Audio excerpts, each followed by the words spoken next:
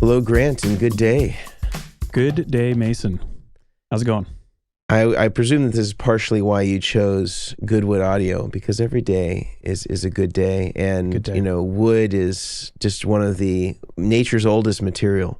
You know, Exactly. so Exactly. You cracked the code. Few have done that, and you just happened to do that in 15 many have seconds. asked, but few have answered. Right. Exactly. And as you can see, if you're a viewer today, we're down a chairman, Brian Omilion. Unfortunately, I think in the time that we've been doing these podcasts, I don't think he's ever been sick. So He's got Omilion germs. Finally got him. You know, yeah. So he is out today, and we wish him well and hope that he recovers and comes back even stronger than before. Exactly. Where he can turn out 8 pedal boards in a 7-day week, more than one a day. Because man, his output is impressive. I don't know that I have it. I don't have it in me. Maybe it's a well-needed break. Maybe that's what it is. Maybe his body's just telling him you need to take a break. Yeah. But I feel like today's topic is sort of interesting in that so often, not just in our industry, but in the world of entertainment, there is a strong pull for people to respond to things and analyze things in the moment that they're happening. And often that can create errors in judgment or in knee-jerk reactions that maybe are not the most thoughtful. And so I think that we're doing our due diligence by having this conversation, you know, sometime several weeks removed from the video that we're going to be sort of talking about and some of the findings around the video and this particular product. And if you haven't guessed it already, it's the Bad Monkey by Digitech, and Josh Scott, aka JHS Pedals, as it's known on YouTube, did a really interesting video where they not only talk about the history of the Bad Monkey and the naming and some of the other things associated, but also go as far to demonstrate it against some sort of gold standard pedals, being a Klon Centaur, a JHS Morning Glory, a Hermida Zen Drive, a Full Tone Full Drive, and a Noble's ODR1 among them. And the thing that was most remarkable, if you haven't watched it or seen any of the articles and publications and response videos, is that the pedals were seemingly identical when he was doing this comparison. And he was using a product that JHS makes where it's a switch box where you can sort of switch in and out 2 separate loops. So one that had the representative pedal, the Bad Monkey, and then had sort of the other having a revolving door of other products that were being switched in and out. And you can see the light turning back and forth, and the sound is you know, almost indistinguishable between the two. So we're going to talk a little bit about maybe the efficacy of this experiment, and then maybe some shortcomings of this experiment, and also really curious, if you're watching on YouTube, about your thoughts on it, and maybe the varied response videos or articles that have ensued as a consequence of this. And I'm also just curious, you know, not only from our perspective, but did it change your mind about overdrive pedals, and in particular the Bad Monkey? Maybe you've gone and tossed all your overdrives and you've got a bunch of Bad Monkeys, and you have, you know, every overdrive loop in your RGM switcher is just various Bad Monkeys at different settings. So Grant, before we dive in, any just initial thoughts, comments, things that you want to say about the video, sort of overarching big picture, before we get into some of the details? I did watch the video, by the JHS video. I haven't watched a whole lot of follow-up, I have to say. So I don't have any you know, this may be good. This may be good because then your opinion will not be influenced by the responses. But overall, I wasn't very surprised. mainly with the biggest reaction that it seems like people have is guitar players are dumb. I see that all over the place. Like Josh puts up this video of a $59 pedal, compares it to a $5,000 Klon, and now this $59 pedal is selling on Reverb anywhere from $200 to $1,100 because of this video and the perceived value. And I think that's the biggest thing. But I think the biggest thing that I would love to tackle at some point today is how not just guitar players, people in general buy with their eyes and not so much based on logic. And basically, because this pedal up until now was a $59 pedal, it was not good. How could a pedal that is $59 be any good? And I think that's one of the good things that came out of the video is you can't judge a pedal by its price, a book by its cover, or for me, a pedal by the graphics. Because the Bad Monkey pedal, it looks pretty horrible in my opinion, but maybe it doesn't sound that bad, and maybe that's not a bad thing. So yeah, I'm looking forward to getting into it and chatting through some of the pros and cons of the approach of JHS on this video. Yeah, I'll say as a preface to this that I remember close to 20 years ago. And maybe not 20 years ago, but I'd say 15 years ago, that the Bad Monkey would come up periodically by people on the gear page. When the gear page was probably the foremost resource for guitar players before there was social media forums and Instagram and Facebook groups and stuff like that, where people would talk about this as a sleeper pedal alternative to a Klon or a lot of these sort of really boutique, sort of mid-gain, mid-range centric overdrives.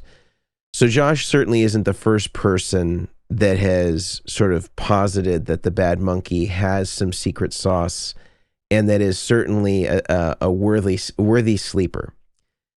I think the other thing to name, and I think this goes slightly to the point that you made about buying pedals with your ears, not your eyes, and that cheaper pedals can be great. I think although the Bad Monkey, I would agree, sounds great, separately from the context that Josh used it in and in the context that he used it in, that doesn't necessarily translate to the quality of the pedal as far as how well it's built. So, some of the things that he compared it to, the Klon, his own Morning Glory, the Zen Drive, the Full Drive. I'm not going to put ODR1 in this because I don't think that those are particularly well built, even though they sound great and are sort of cool sleeper pedals. All those other pedals, minus the ODR1, are built way better than the Bad Monkey. So even if the Bad Monkey is working at the time that you get it, it is certainly built much more cheaply and built for a price point. And even when it was new, it didn't command a high value because it was built, I believe, in China, and is built to be a low cost alternative to something like a Tube Screamer. And in fact, that is sort of the basic archetype of that circuit, but also many boutique circuits. But I just wanted to name that.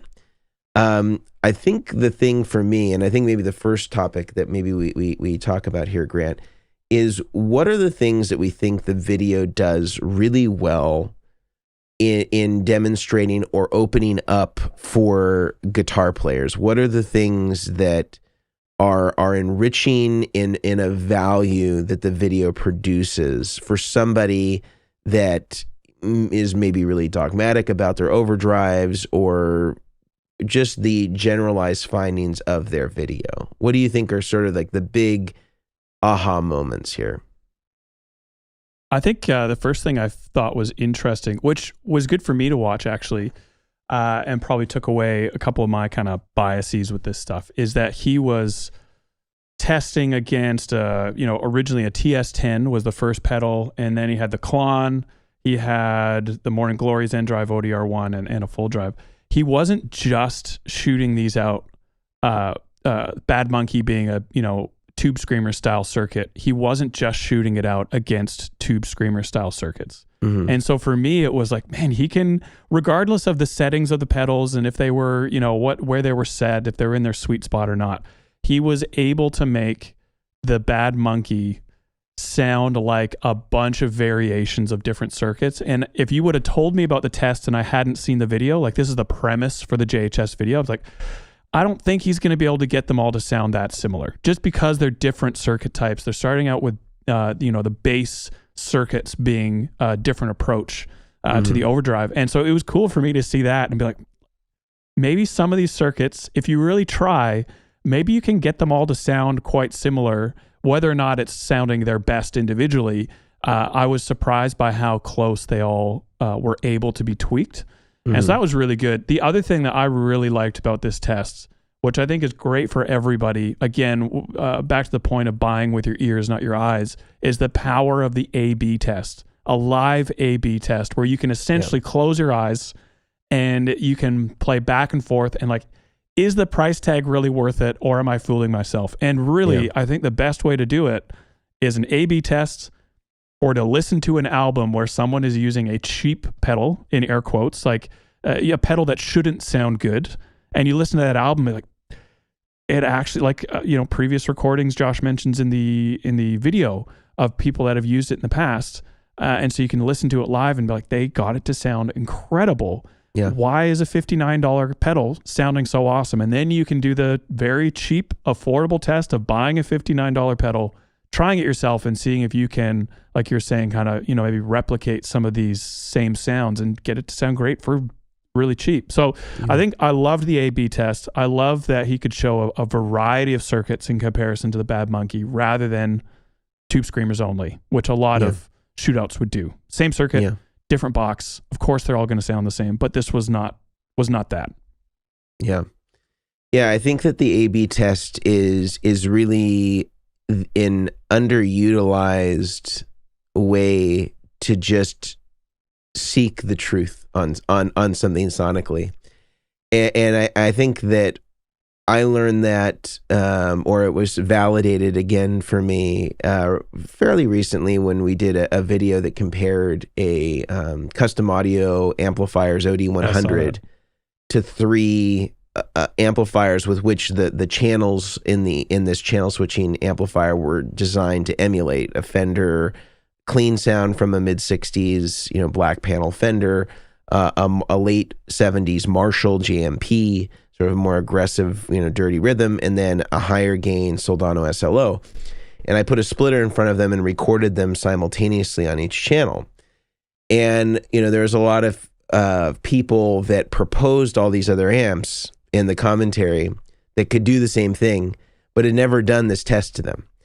And I've spent a lot of time when I'm, shooting out amps or voicing a pedal board or building a pedal board back when I used to do that more regularly, where I would record the pedal board, with and without the pedal board engaged to see how much degradation the sound would have relative to just going directly into the amp, and so essentially putting a whole pedal board into an A/B loop, similarly how Josh did a pedal, and then have the other side of the A/B loop just be the guitar straight into the amp without any pedal board. So you can really be clear about the level of difference between the thing that you're comparing and your baseline.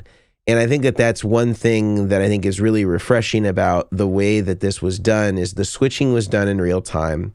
There wasn't any sort of delay in changing over so that you really get to hear what's going on through the same amp, through the same exact setting in real time. I think that that's really valuable. I think the other thing that's really valuable is I do think that it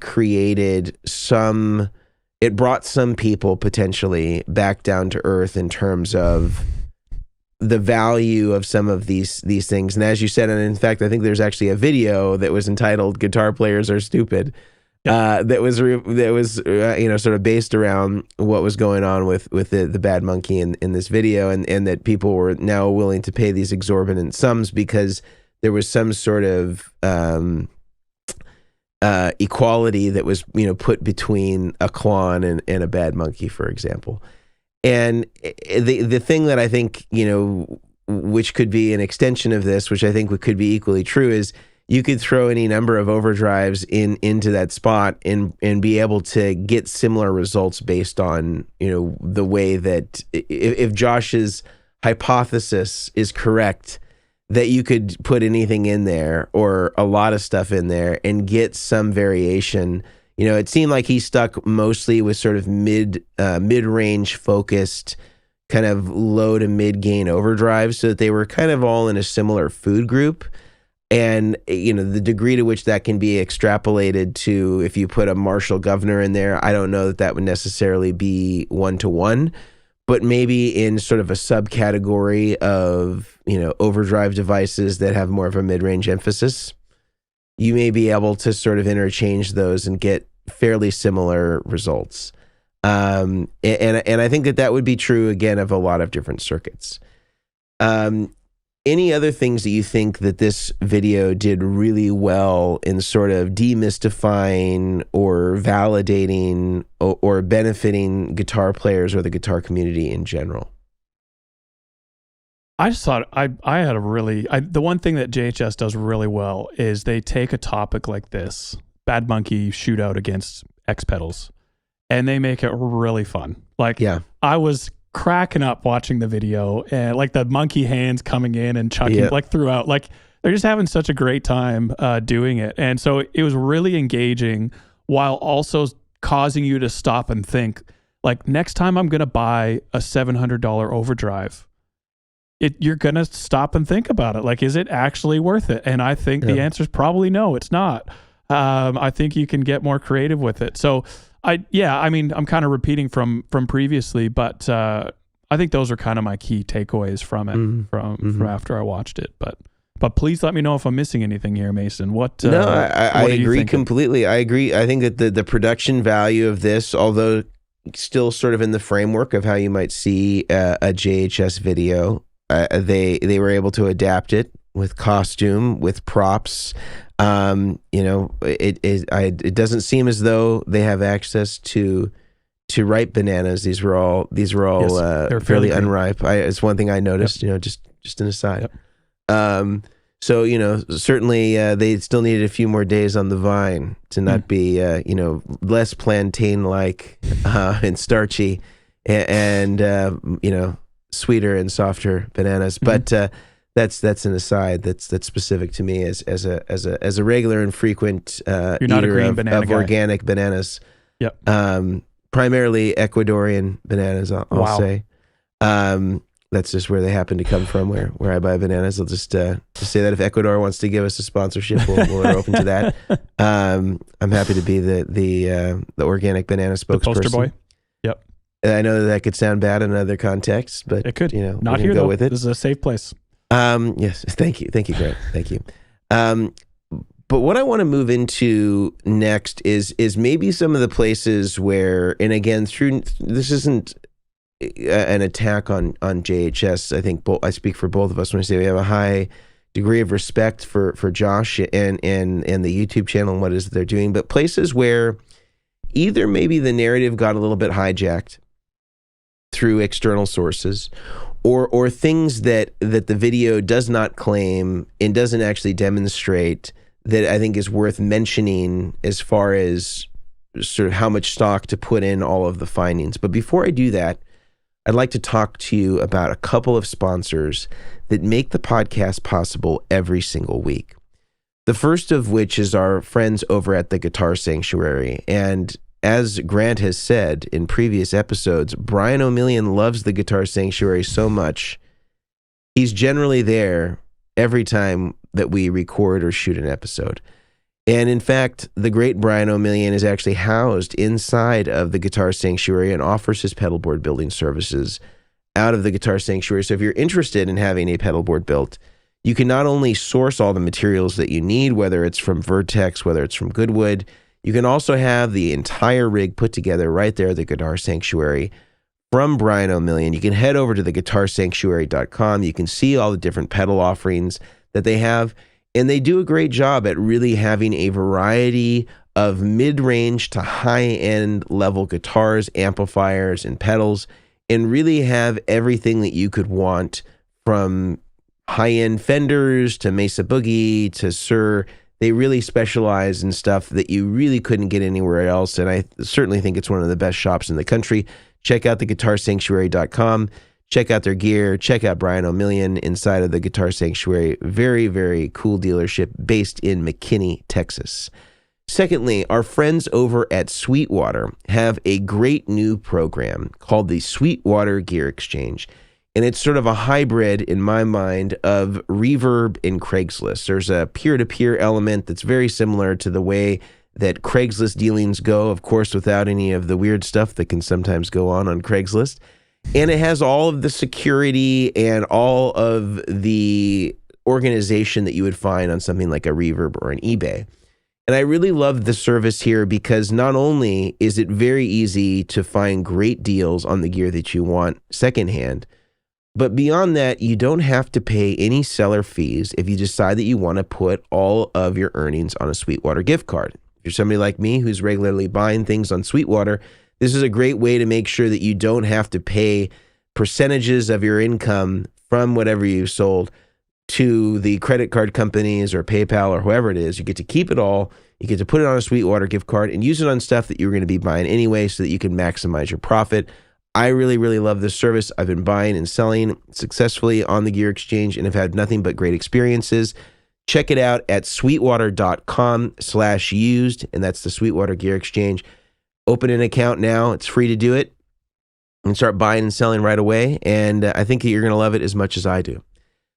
Also, lastly, a third sponsor today that makes the podcast possible are our friends over at Stringjoy. I can't speak for Brian and Grant on this, but I am a string destroyer. I have very acidic hands and have always struggled with having guitar strings that last a prolonged amount of time. I'm typically a 1 gig and done or a 3-hour practice session and done. The strings are destroyed, corroded, unusable from that point forward. And I've really struggled to find strings, coated or otherwise, that really sound good and also have longevity. And I have to say, I've been using some of the Stringjoy uncoated 10s on my Strats, which is primarily what I use. And for an uncoated string, I've never had anything that could last more than a week. And these not only last more than a week, they also sound amazing. And I can't wait to try their new coated strings that they're releasing or that may already be out at this point, because I want to see how those compare to some of the coated strings that I've landed on previously from other manufacturers, because man, if they're anything like just these standard strings, I know that I'm going to love them, and I know that I'm going to love that longevity. And I just really love how they sound, how they play. And, usually when you go to a coated string, it's always a compromise. The coolest thing about Stringjoy as well is they're offering a 10% off coupon for all of our listeners. Using the coupon code BOARDS, you get 10% off any of the strings that you want to try, whether that be regular strings or coated strings. And they also offer subscription services. So if you want to have strings delivered to your door in a predictable time frame so you never run out of strings, they also offer that service. So check out stringjoy.com and you can see all their offerings. You can check out their subscription service. It's all available over there. Get 10% off using the coupon code BOARDS, BOARDS. All right, Grant. So back to some of the shortcomings or things that maybe took away from the narrative of the actual video or sort of hijacked some of the findings. So a few things that I think are worth mentioning. And again, these are not necessarily things that were claims that were made in the video, but just things that I think are worth an acknowledgement. I think the first thing is that every overdrive pedal, at least in the ones that they used, which we've sort of already identified are not representative of all overdrives out there, but sort of more the low to mid-gain, mid-range based overdrives. They typically have a few settings that are sort of ideal for the way that they are to be used. For example, the Klon, and even Bill Finnegan would say this, the ideal way to use the Klon was typically at fairly low gain. Like I remember hearing from Mark Karen, who was the original demonstrator for the Klon at guitar shows back in the mid-90s, would say you point the gain knob at the LED and then you have your tone and your output to taste. So it was relatively low gain and kind of just like a slight gain boost and volume boost with some tone control. It was kind of the ideal setting of how to use the Centaur. I noticed in this particular video that it was set much higher gain, like 3/4 of the way up on the gain. I noticed on some of the other pedal settings that they were set to maybe non-optimal settings of the sort of revolving door of pedals relative to the Bad Monkey in order to sort of get equivalency. And so that tells me that it's not likely that the Bad Monkey is representative of those pedals at its best settings. So the Bad Monkey at its best settings is going to sound a particular way, which may be dissimilar from how the full drive and the TS10 and the ODR1 and the Klon might sound at their best optimal settings. However, if you manipulate them, you can get them to sound somewhat similar, even if they're not at their best. And I could tell that from some of the settings, from the pedals that I'm most familiar with, they didn't seem to be settings that I would even consider trying on them based on how I know them to sound best with most amplifiers. So I think that that's one thing to be named, is that maybe you can get a lot of different overdrives to sound similar, but you probably can't get them to sound as similar when you're setting them optimally for the thing that they do best. Any response to that, or did you have a similar thought? Yeah, I would agree, firstly, that pedals typically have a sweet spot, and once you find it, you tend to not stray very far from it because you can never quite get it to sound as good as it is in the sweet spot in your rig. And that may vary slightly from rig to rig, taste to taste, but typically that would be the case. Feel free to disagree with me if you're listening. But the other thing I would say, playing devil's advocate, which I love to do, is at no point during the video, I was listening on studio monitors, so it wasn't through, my iPhone. I was listening on a decent speaker setup. At no point during the video did I think any of the overdrives sounded bad. I was never like, they sound the same, but they sound terrible. I was never thinking that. At every point, I was like, yep, that's a usable sound. Sounds pretty good. Not saying that they were at their optimal or that they couldn't have sounded better, but I think all of the examples that he gave were usable sounds, and I didn't tilt my head thinking like, what are you doing? Absolutely. I agree with that. So playing both sides of the fence, I think yes, they were not in their optimal settings potentially, but they didn't sound bad at the same time.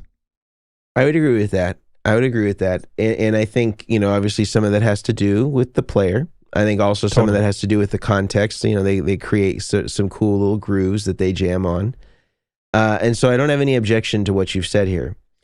I think another element of this that I think is worth mentioning is, and we mentioned a little bit earlier, is to what degree would substituting a Bad Monkey for any variety of other mid-range sort of Tube Screamer-esque style pedals in that same position would yield similar results. And I think based on the findings of this video or in some of the sort of overarching sort of ahas, that presumably there would be a lot of different effects that could go into this as sort of the static control that then you could cycle through other classic overdrives and you could get similar results with some time to manipulate the settings to sound similar. Would you agree with that as a sort of a consequential finding of the video? 100%. I think if you did a blind A/B test, and if you guys are listening, do this at home with a buddy or do it with someone, another guitar player. But take any two mid-gain overdrives and just, instead of seeing like, do they sound the same, find a middle of the road setting on one of them, and instead, can I make this other overdrive sound similar to this one? Chances are the answer is going to be yes. Like, you're going to be able to tweak the settings and get pretty close. And so I think even if you look at the test that JHS did and you reverse it, let's say now instead of the Bad Monkey, you swap in the TS10. And now you compare the TS10 to all of those other overdrives, you're going to be able to get them all to sound pretty similar. And you can do the same with the Klon. Like, of course, the Klon is worth $8,000 because it can sound like all of these overdrives. Or the Zen Drive. It can sound like you can reverse the test. Yeah. And there may be variations slightly, but for the most part, we now know from this video in this context with that gear, with that player, that these overdrives can all sound very similar, Bad Monkey included. And I think you could take just about any other overdrive. One of my favorite overdrives being something like a Bondi Effects Sick As has bass and treble. It's based on a clon, volume and gain. Super, very powerful EQ stack in it.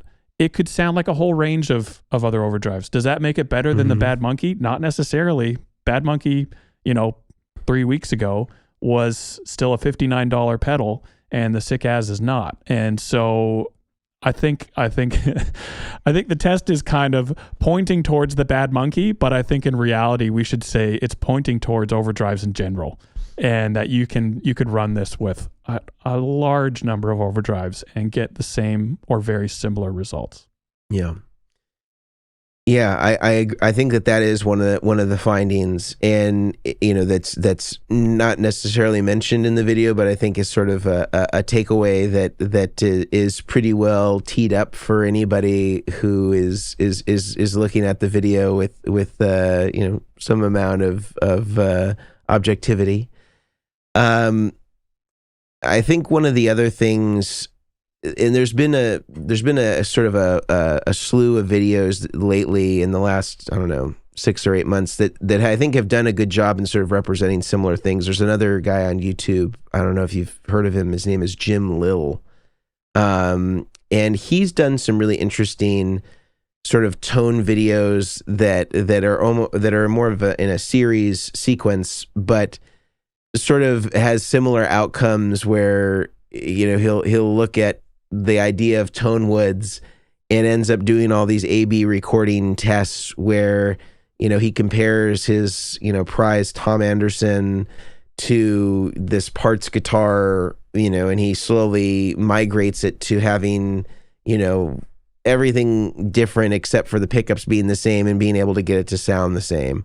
Or actually goes as far as to just mount pickups in like a shop bench and buddy told me about this. Yeah, and string guitar strings across it, and is able to get very similar tones. And then he goes in a future episode and does it with amplifiers and basically refines it to a fish, tackle box that has various pedals and some breadboarded EQ circuits that can sound like a Vox, a Fender, or a Marshall. Oh man! And so, and the A/B tests are convincing, just as these are.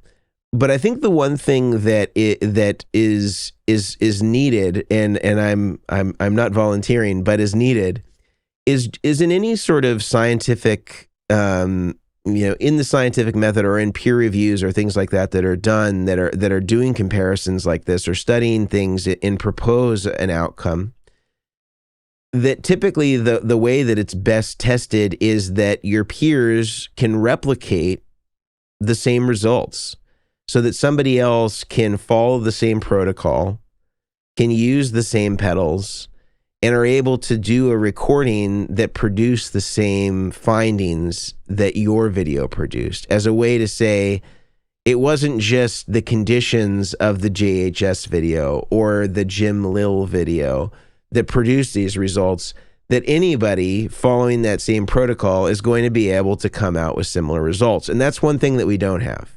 Because to my knowledge, there hasn't been anybody that's tried to reproduce what Jim or Josh has done here to say, we also have found that these are the same. And that's not to say that there was any trickery that was going on in Josh's video. I don't believe that to be true. Or that there was some, audio EQ editing. I don't believe that to be true either. But I think that the best way to prove it is to actually, again, do it yourself. Or even if you're considering tossing out every overdrive for a Bad Monkey, maybe go buy one of Josh's switch boxes and buy the Bad Monkey. I think you should be able to, the prices should come down on it. And maybe there's some people on Craigslist or eBay or that don't know that there's been this video and aren't jacking up their prices on it. And you can start to compare, or even compare, as Grant suggested, with stuff that you already have that's in the same category. Again, I don't think Josh is saying that you can represent a Shredmaster Marshall with a bad monkey, or at least not optimally, because again, they seem to refine the choices to stuff that was sort of in the same rough food group of overdrive pedal. They didn't go with a huge diversity of pedal as it relates to distortion, because you wouldn't be able, I don't think you'd be able to do that. You can't, you couldn't get a rat sound to be like this. Or at least if you did, it would be very suboptimal in terms of the way that you had to set the pedals respectively to get those sounds out of them. What do you think about that, Grant? As far as I think it would be interesting to, because I don't know about you, Mason, but I've never come across one overdrive that can do it all. And if you're not careful, you could look at the Bad Monkey and be like, it does everything. You know, it covers all the bases, which even something like preamp MK2, the automaton or automaton by Chase Bliss, is set to be a pedal that can do everything, and it can't. It just can't do everything as well as the individual pedals it's trying to replicate. It's a great pedal, but it's not magic. And the green monkey, the Bad Monkey, is the same thing. It's not some magical, mythical overdrive, although it may seem like it at the moment. A lot of other overdrives, like we're saying, can most likely do the same thing. They just haven't had the spotlight shone on them like the Bad Monkey currently does. And so I think a much better test, if you are considering to get a Bad Monkey or some highly priced and prized overdrive, is to take your current favorites on your board. Maybe you have an RC Booster, TS9, and some other overdrive, and find the sweet spots on those pedals and see if something like the Bad Monkey or this new boutique shiny overdrive pedal can replicate those sounds. And chances are it won't be able to do as good of a job. Yeah. And I think that's more of a realistic test to see if the overdrive truly is magical. And I would bet that it is not, and it can't do those optimal settings on your current favorite overdrive sounds.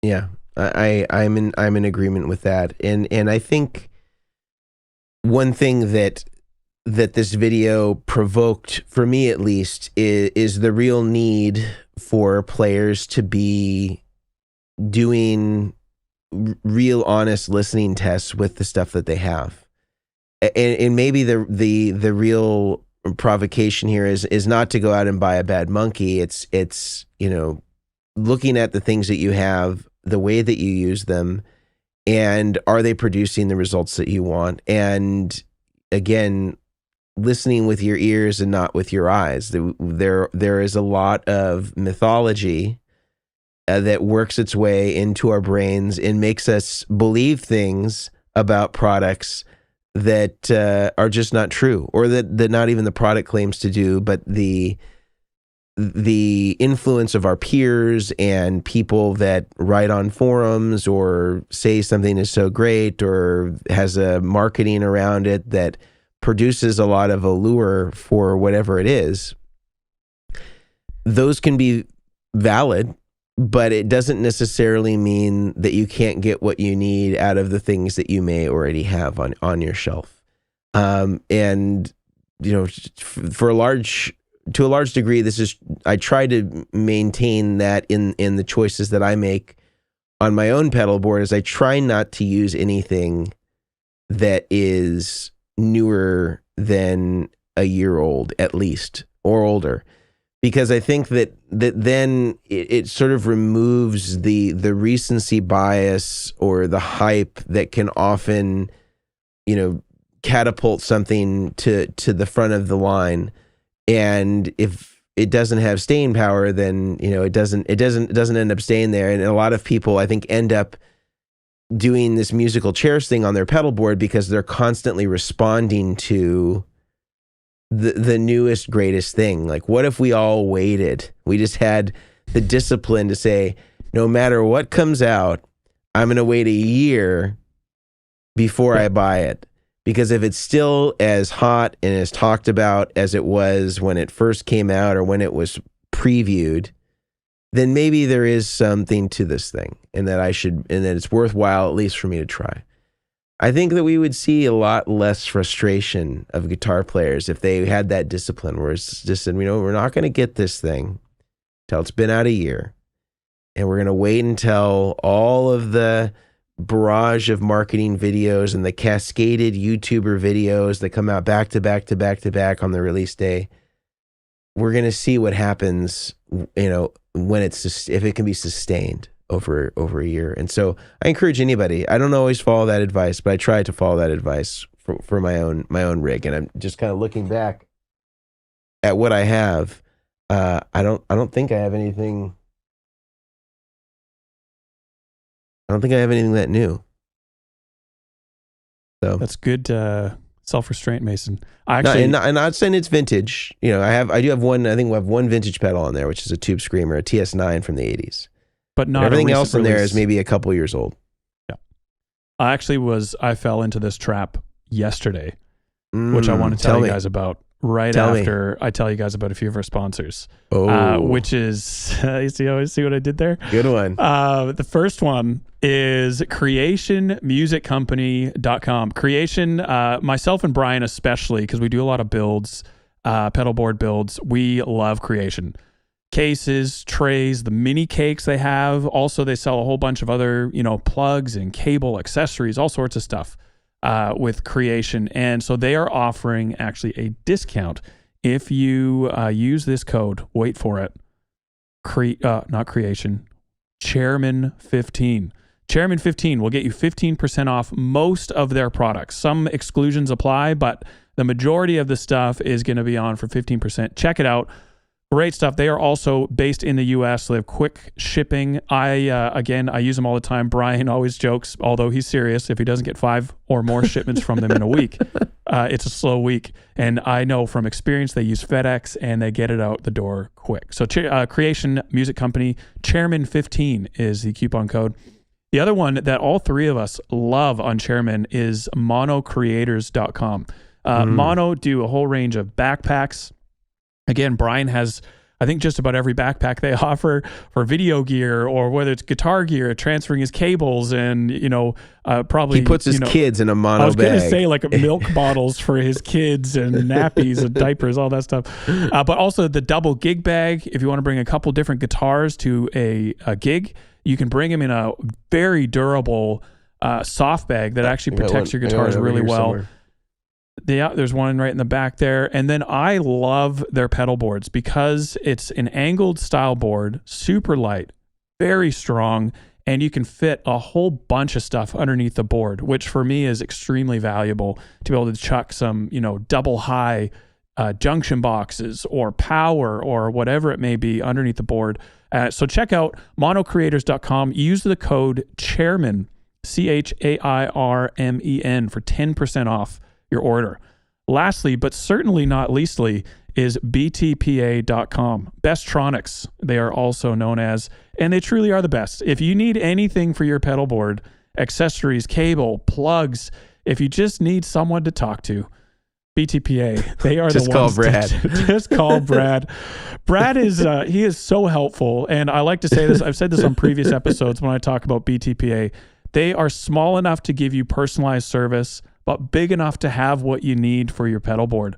So whether it's Neutrik or Canary, Megami, all sorts of different things. If I can't find a part for a pedal board build, I call up Brad. This is what I'm looking for, and sure enough, they have it and they can ship it out next day. So BTPA, use the code DACHAIRS, DACHAIRS, for 10% off your order at btpa.com. Did you just say that they'll sell you a canary? A canary, yes. If you're Brad going into any mines, if you go into any mines or anything like that, you need a canary from BTPA. Yeah, canary in every box. They're great, and they have to ship fast if that's the way they're doing it. Perishable. Exactly. Yeah. I love animals. So back to my story. I've been kind of consolidating. You fell into a trap. Have you been embarrassed about this? I fell into a trap. As we're chatting, I'm becoming a little bit embarrassed about it because I'm very aware as well that I am not. You're a bad monkey. I am absolutely a bad monkey. Yeah. But I've been consolidating some of the pedals from around our different shops. And so we had a bunch of pedals down in the US. I'm up in Canada.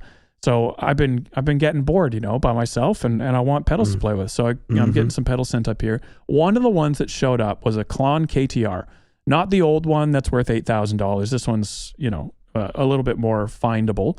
But a buddy came in, saw it on the desk. He's like, "Oh, KTR, those are worth quite a bit." I had no idea. I don't really look for Klans online. It's not a pedal I'm looking to buy for $8,000 or whatever it is. And so I had no idea. I was like, "How much is it worth?" It's like, "Oh, it's, I don't know, maybe about $1,000, $1,100." I think he was talking in Canadian dollars, so $50 American. Either way, it was worth more than I thought. And as soon as he said that, I immediately went from it's a Klassen KTR to I gotta plug that in. This thing's gonna sound great. And it happened in the space as quickly as he could tell me the new price. It became more tonally, not price, because we're, of course it became more valuable because it was worth more than I thought. Tonally, I caught myself thinking it sounds better than what I thought it did 2 minutes ago. And so now we're having this conversation today. This all happened yesterday.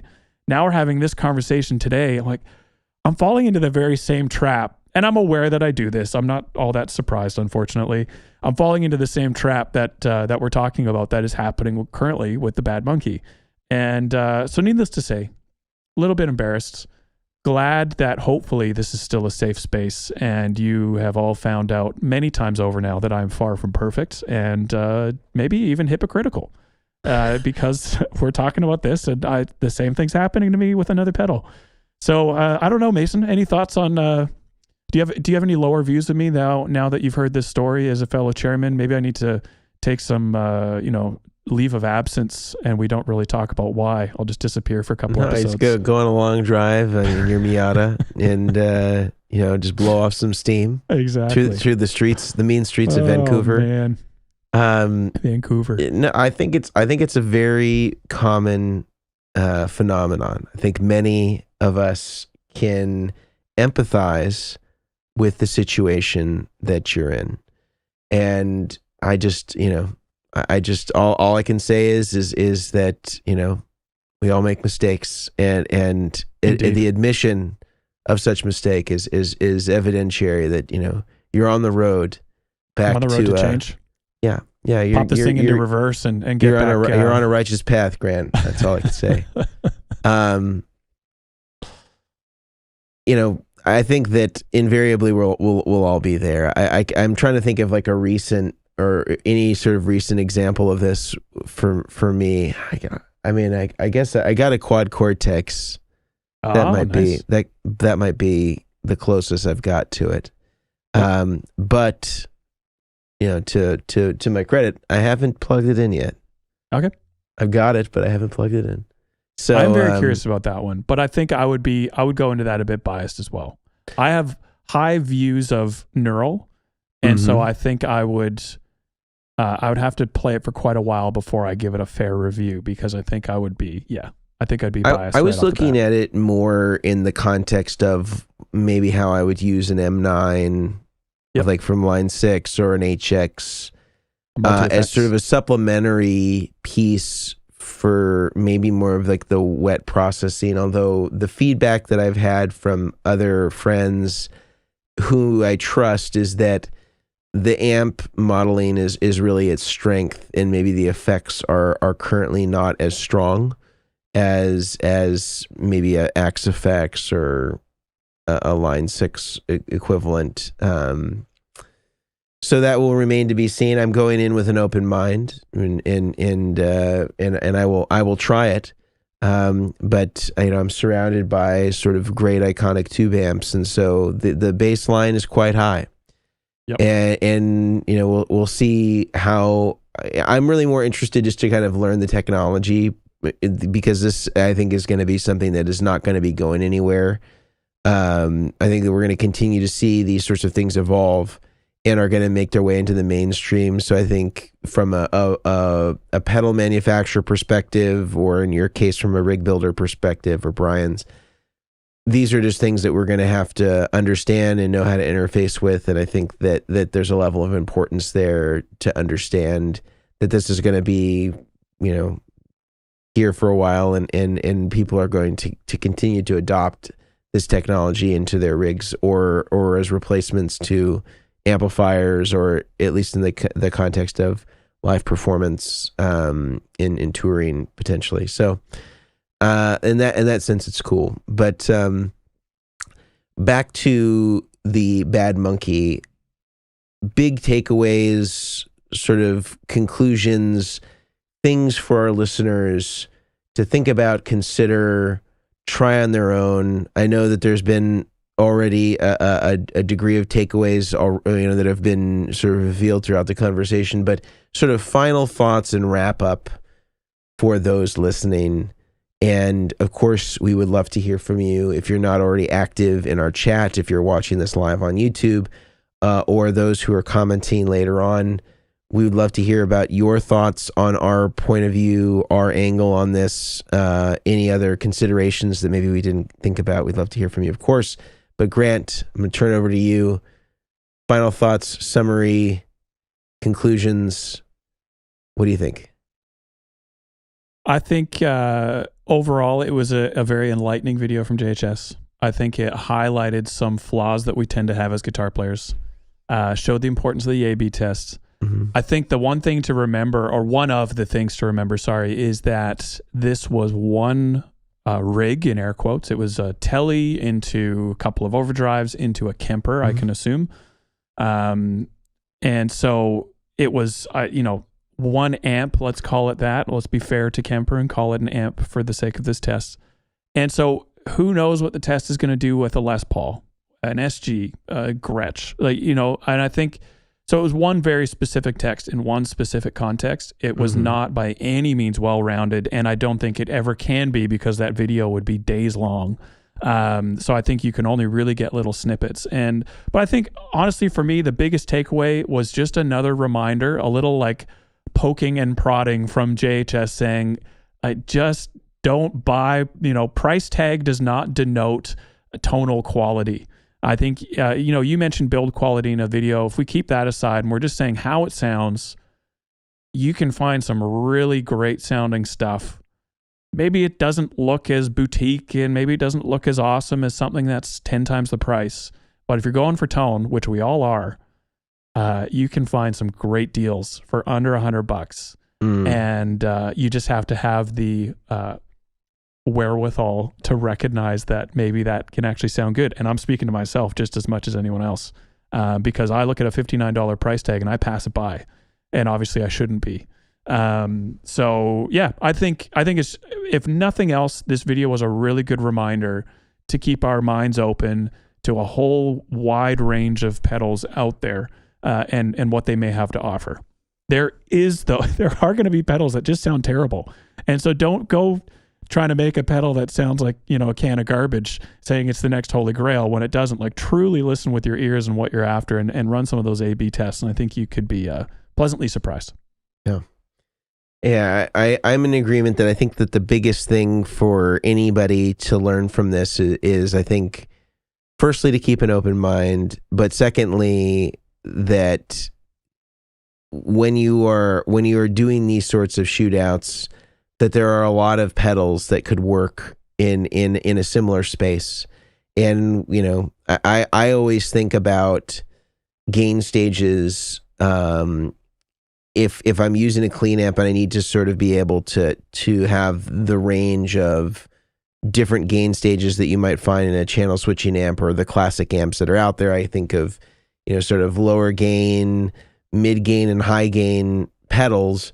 And those tend to fall into pretty distinct circuit categories where, a lot of things might sound the same in each of those food groups. And I think that JHS really revealed here that in that context of the mid-gain sort of, mid-range based overdrives, that you can get a lot of different pedals to sound really similar, and you could swap in and out probably a lot of those pedals, as we said, and get very similar results doing the same exact testing procedures.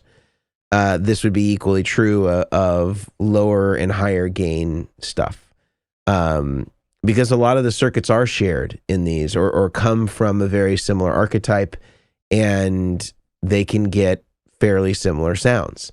And I think that the choices in this are reflective of a specific type of circuit that's maybe more closely related to the Tube Screamer.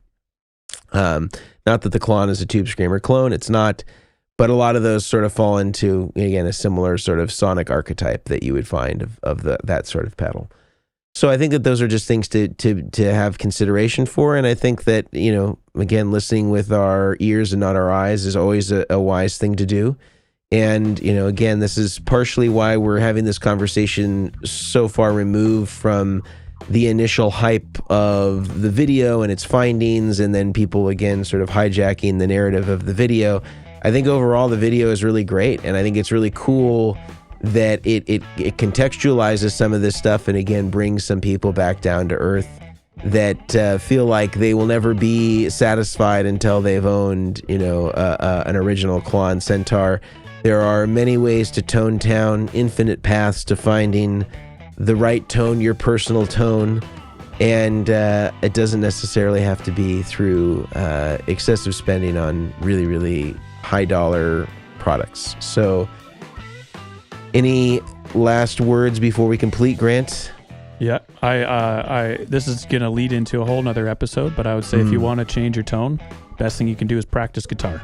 Tone is going to start in your fingers, and so instead of buying another pedal, buy a lesson with someone that's awesome. And get a lesson. Or I saw advertised on Facebook the Django glove, which contorts your fingers to be the way that Django Reinhardt's fingers became, I believe, deformed after he was the victim of a burn in a fire.